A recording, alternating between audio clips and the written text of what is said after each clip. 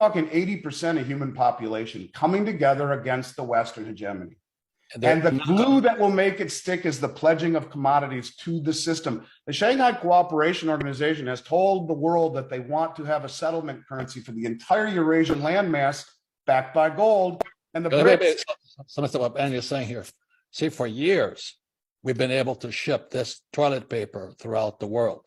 That's right. And that's Gresham's law. When bad money chases out good money. So what the U.S. has been doing for a long time, they've been shipping people toilet paper, and they've been shipping us commodities like wheat, grain, oil, food, gold, silver, finished goods, and things like this. So that's Gresham's law, and the world said, we've had enough of this.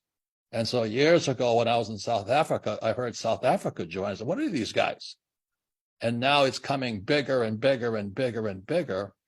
And what Andy is talking about, the Belt and Road, it's not really a road trade route, it's supply routes. They can be a water trade.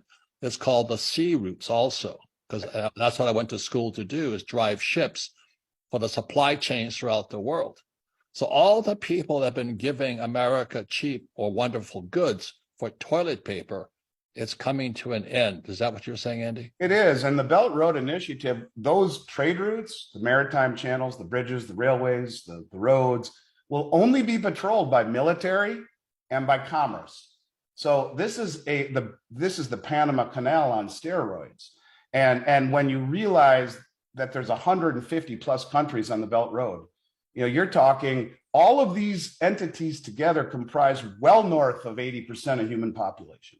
Right. And, this is a big deal because these entities are not going green, and we are. And when you see Saudi Arabia join this union, not only the BRICS, but the Shanghai Cooperation Organization, and with the rest of OPEC on the Belt Road, it starts to come together like, whoa, they're going to say to the world, hey, we're done with just taking dollars. And when that happens, it's a very big problem. And that's why you're seeing rumors of Japan, New Zealand, Australia, and now Mexico signing up for the for the BRICS nations, or for their economic union. This is a big deal. It's little by little by little by little, all of these pieces, which in and of themselves are not as relevant until you look at the big picture. And you're talking the majority of human population joining together in a drive for prosperity, and one that is based upon mutual benefit, rather than being under the thumb of the West and the Western influence. And this is their one shot. May I ask you a couple of things? In emergency podcast number 1, I talked about DBC, deception, betrayal, collusion.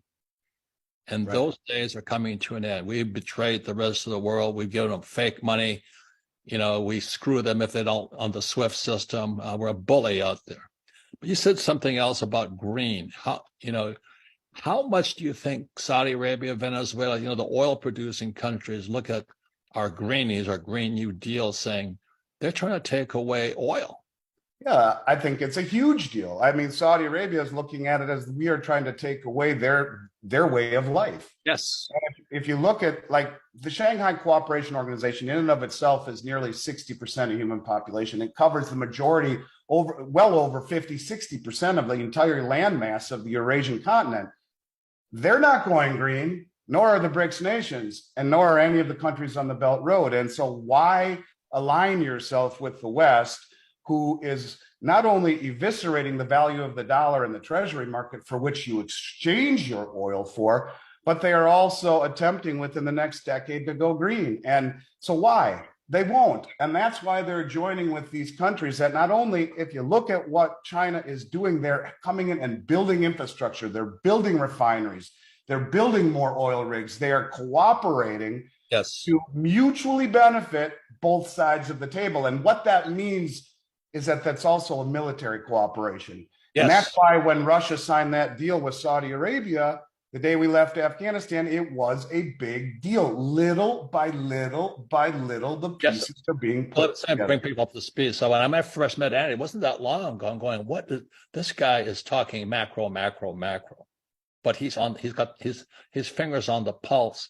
When Biden pulled us out of Afghanistan, immediately Saudi Arabia says, "Oh, I got it." So what did Saudi Arabia do? They not only did they sign a military agreement for protection with Russia. with Russia, so did Nigeria, another OPEC producing country.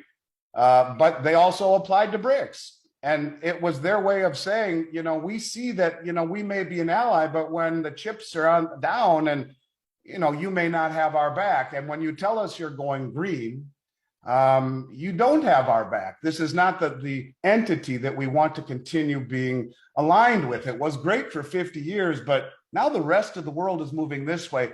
And as Zoltan Pozsar, the repo market guru from originally the New York Fed and now at UBS, says, this is a new system, a new era dominated by transparency and commodities.